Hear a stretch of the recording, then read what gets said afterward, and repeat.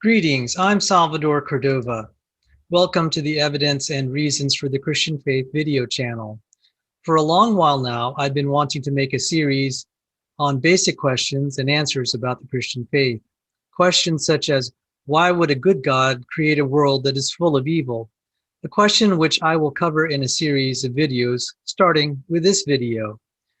For many who are doubting Thomases and non-Christians, this question is the biggest stumbling block. I can say that this was the case in my own personal life. And then there is also the problem of the hidden God, a problem which I hope to address in another video or a video series.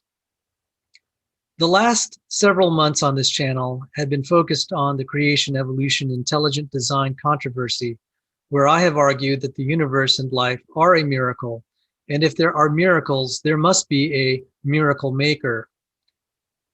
Now let me share my screen.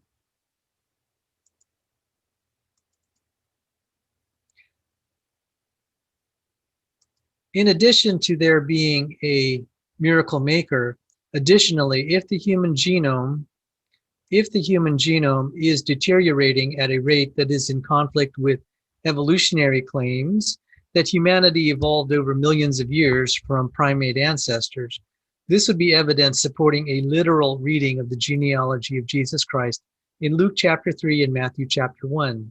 And this is evidence the Gospels are trustworthy, and therefore we have reason to believe that the Christian scriptures are true based on observable facts. Thus, the facts point us to an all-powerful, all-knowing, all-wise Creator. And the Creator is the Christian God. But the question of creation, intelligent design, and Noah's flood is a very difficult and technical subject and requires knowledge of math, chemistry, physics, biology, geology, and probability theory. Because of the technical challenges in understanding creation, intelligent design, Noah's flood,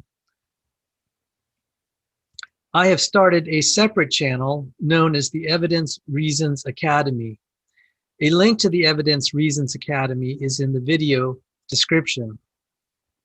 Please visit and subscribe for free to that channel to support my educational work.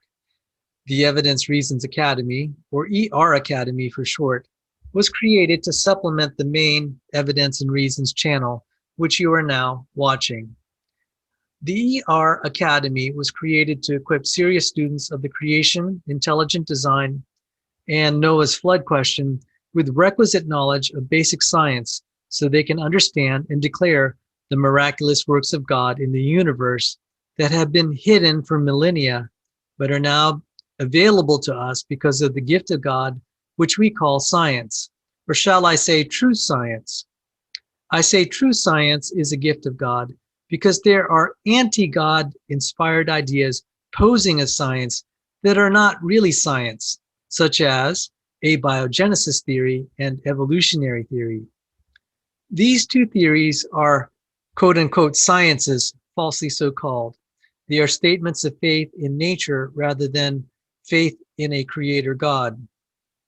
And these two theories only pretend to be scientific theories, which in reality are faith assertions in naturalism that are in conflict with well-established theories in chemistry, physics, biology, probability, experiments, and observations.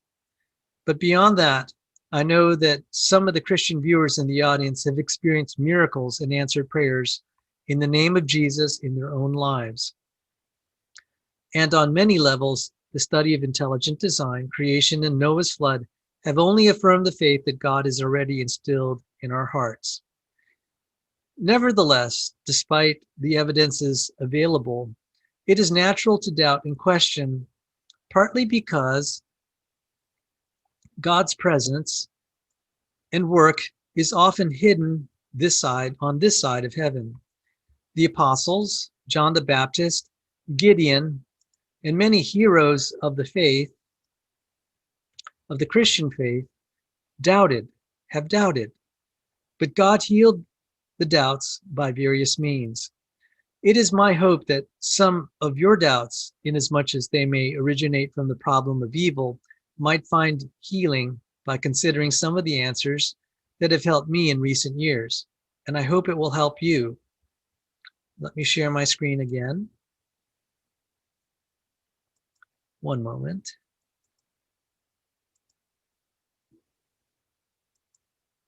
Here is an article. Let me read it. Kenosha woman's murder still unsolved, April 13th, 1992, and it is from the Associated Press, the AP. Kenosha, AP.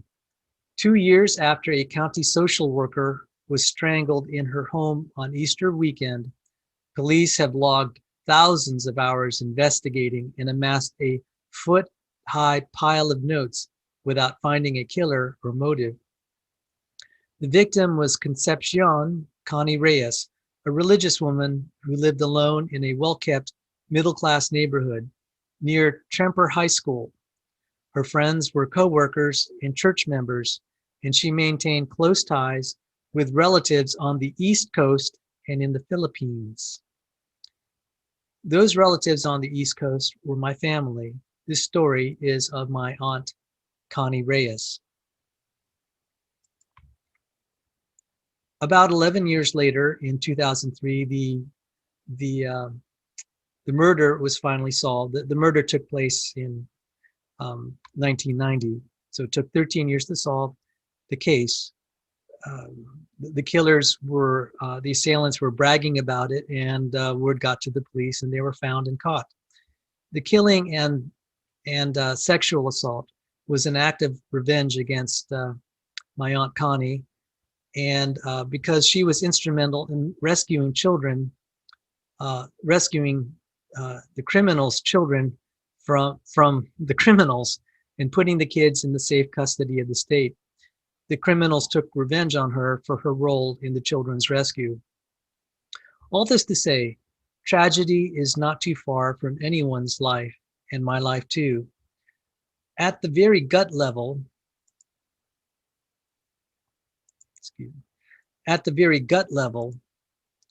when experiencing tragedy, we're naturally tempted to think God doesn't exist, or if he exists, he doesn't care. This natural inclination was most evident in the case of John the Baptist. Let me share my screen here. One moment.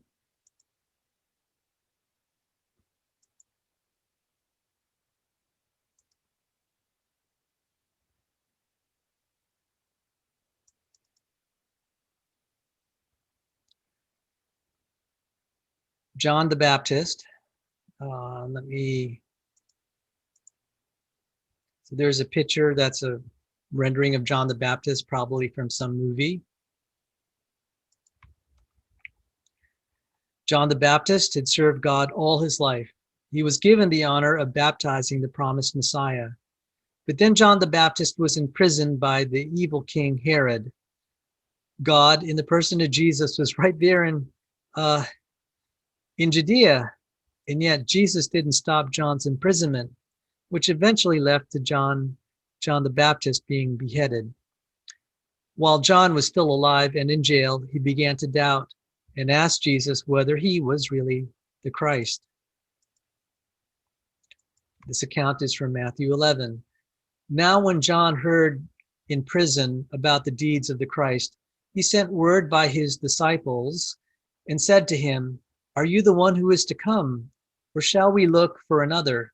And Jesus answered them, "Go and tell John what you hear and see. The blind receive their sight and the lame walk. Lepers are cleansed and the deaf hear, and the dead are raised up, and the poor have good news preached to them. And blessed is the one who is not offended by me." If I were in that situation, John's situation, I'd be tempted to think, Jesus is doing all these great things for other people, and here I am, someone who has served God faithfully all my life by announcing the advent of Jesus, and then Jesus doesn't rescue me from prison. At a gut level, this is one of the many aspects of the problem of evil. It can be stated this way: if a good God exists, why doesn't God help good people who are in distress, like John the Baptist?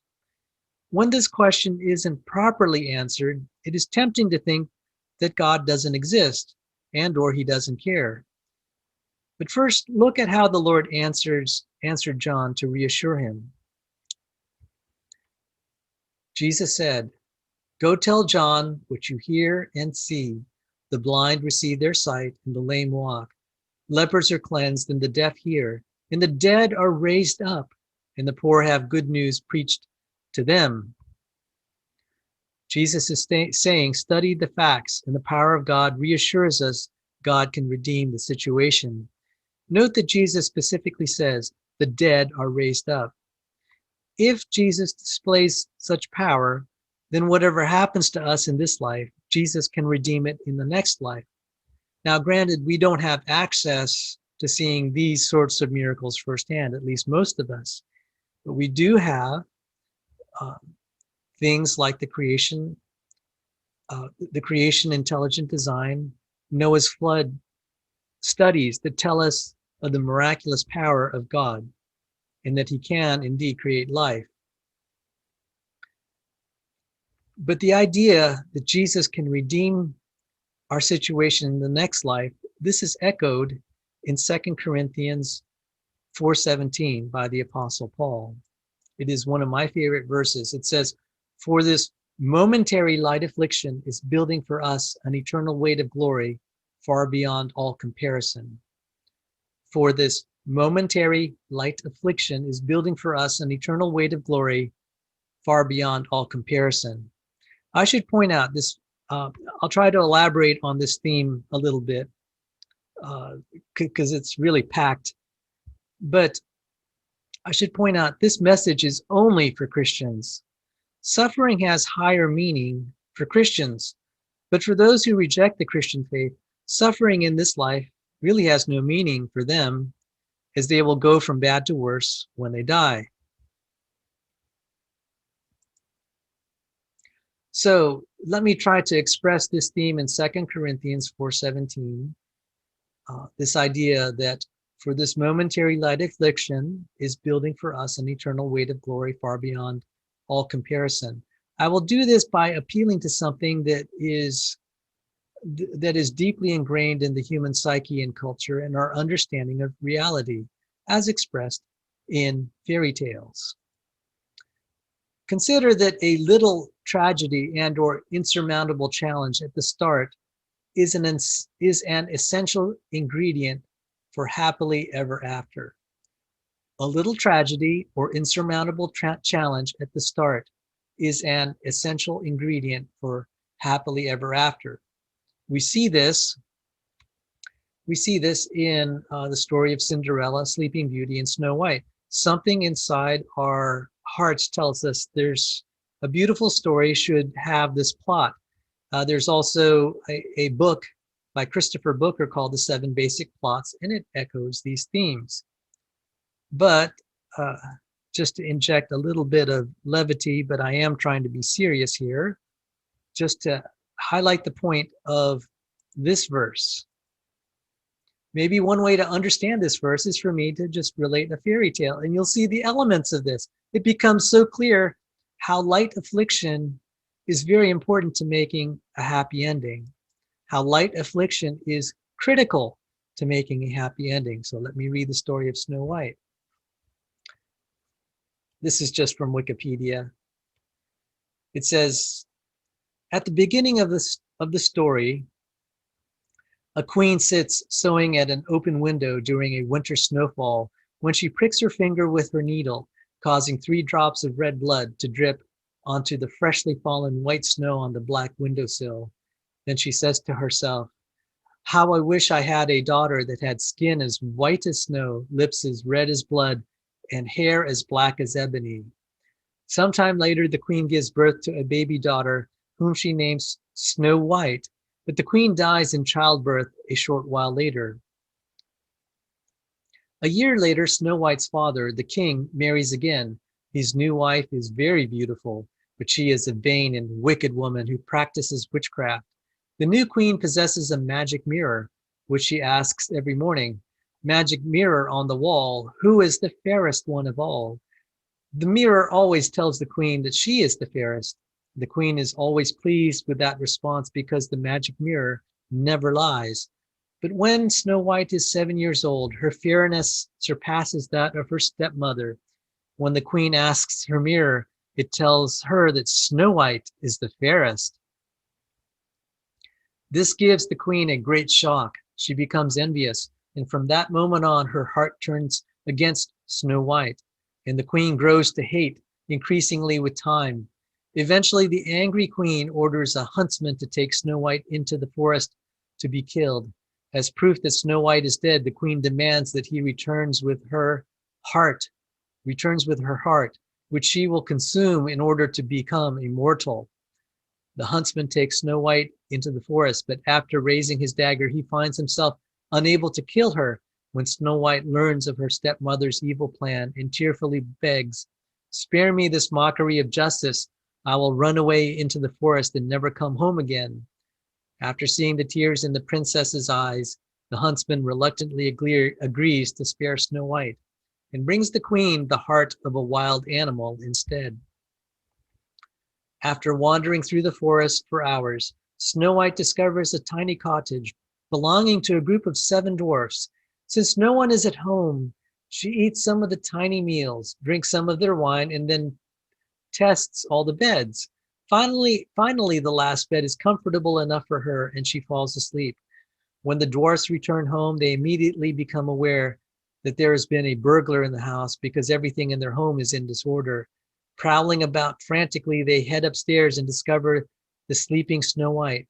She wakes up and explains to them about her stepmother's attempt to kill her, and the dwarfs take pity on her and let her stay with them in exchange for a job as a housemaid. They warn her to be careful when alone at home and to let no one in while they are working in the mountains. 10 years later, Snow White grows into an absolutely lovely, fair and beautiful young maiden. Meanwhile, the queen, who believes she has gotten rid of Snow White a decade earlier, asks her mirror once again, "Magic mirror on the wall, who now is the fairest one of all?" The mirror tells her that not only is Snow White still the fairest in the land, but she is also currently hiding with the dwarfs. The queen is furious when she learns that Snow White used her wits to fake her death by tricking the huntsman and decides to kill the girl herself. First, she appears at the dwarf's cottage, disguised as an old peddler, and offers Snow White colorful, silky laced bodices as a present. The queen laces her up so tightly that Snow White faints or collapses. The dwarfs return just in time, and Snow White revives when the dwarfs loosen the laces. Next, the queen dresses up as a comb seller and convinces Snow White to take a beautiful comb as a present. She strokes Snow White's hair with the poison comb. The girl is overcome by the poison from the comb, but she is again revived by the dwarfs when they remove the comb from her hair.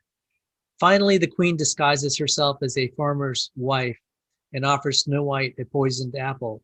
Snow White is hesitant to accept it, so the queen cuts the apple in half, eating the white, harmless half and giving the red, poisoned half to Snow White. The girl eagerly takes a bite and then falls into a coma or appearing to be dead, causing the queen to think she has finally triumphed. This time, the dwarfs are unable to revive Snow White, and assuming that the queen has finally killed her, they place her in a glass casket as a funeral for her. The next day, a prince stumbles upon a seemingly dead Snow White, lying in her glass coffin during a hunting trip. After hearing her story from the 7 dwarfs, the prince is allowed to take Snow White to her proper resting place back at her father's castle. All of a sudden, while Snow White is being transported, one of the prince's servants trips and loses his balance. This dislodges the piece of poisoned apple from Snow White's throat, magically reviving her. The prince is overjoyed with this miracle, and he declares his love for the now alive and well Snow White, who, surprised to meet him face to face, humbly accepts his marriage proposal. The prince invites everyone in the land to their wedding, except for Snow White's stepmother. The queen, believing herself finally to be rid of Snow White after 10 years, again asks the magic mirror, who is the fairest in the land? The mirror says that there is a bride of a prince who is yet fairer than she. The queen decides to visit the wedding and investigate.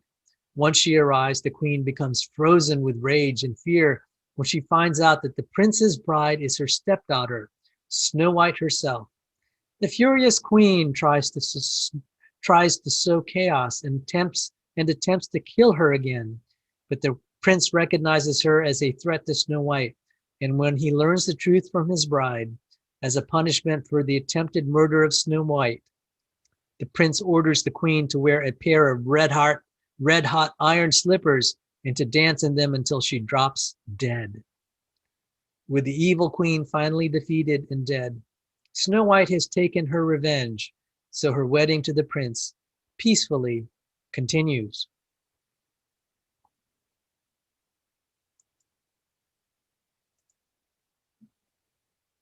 And they lived happily ever after. Now, it's very hard to read this and not see themes in the Bible. The themes, Christian themes, often, like when it's talking about the Messiah, it's related to weddings. How many times is the final state of the universe described as a wedding, a happily ever after wedding? Even in the story, there is something of a resurrection. But again, to the problem of evil, what makes this story actually beautiful is the presence of an evil queen. It would be a rather dull story. And so I'm just suggesting this is maybe a different way to understand that verse in 2 Corinthians, for this momentary light affliction is building for us an eternal weight of glory far beyond all comparison. The suffering we have in this life, it's preparing us for a better place. And maybe that's one way to think about it. When you think about just how bad things are for either yourself or people you love, if they believe in Christ, think about how good it would heaven have to be. Think about how good heaven would have to be to make sense of that suffering. That going through that suffering, how good would heaven have to be for them so that there'll be sense made of that suffering? And that's the theme. And there's something about the way this story ended, like with Snow White or other fairy tales. The happy ending is made meaningful by the little bits of tragedy along the way, the momentary light affliction that eventually leads to a happy ending, happily ever after. And so it's deeply ingrained even in our collective consciousness that a happy ending is sometimes enhanced because of a little tragedy along the way. So in any case, let me share my screen again. In any case, I'm gonna, in subsequent videos, I'm gonna cover different angles to the problem of evil. I'll cover Deuteronomy 13 in detail. I'll cover it a little bit here. Shannon's theorem and information theory, computer language theory, music. But let me cover Deuteronomy 13 briefly now, and then God willing, I'll cover it later. It says in Deuteronomy 13, if a prophet or dreamer of dreams arises among you and gives you a sign or a wonder, and the sign or wonder that he tells you comes to pass, and if he says, let us go after other gods, which you have not known, and let us serve them, you shall not listen to the words of that prophet or that dreamer of dreams, for the Lord your God is testing you to know whether you love the Lord your God with all your heart and with all your soul. And this is an interesting parallel and picture, an explanation of why God let Eve be tempted in the Garden of Eden. Just think about it. God created this paradise, and his daughter, Eve, is there. Why did he let a snake go in? I mean, any of you parents out there, or if you imagine yourself like a parent, you build this, you provide for your your children and set them up in a nice, beautiful home. Why would you throw a snake in their room? And yet this is almost like what happened in the Garden of Eden. Why? And Deuteronomy 13 gives a hint. It says, for the Lord God is testing you to know whether you love the Lord your God with all your heart and with all your soul. The Lord is giving people an opportunity to show their love for God. And in a sense, God is searching for true love. He's searching for true love.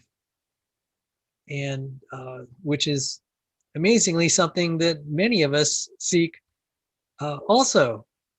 So I will elaborate on that in God willing in the next video. And I don't know if I'll also have time in that video to cover the other things, but I will, God willing, get to those things like Shannon's theorem, computer languages and music. But in the meantime, may the intelligent designer, the creator, the Christian God be with you.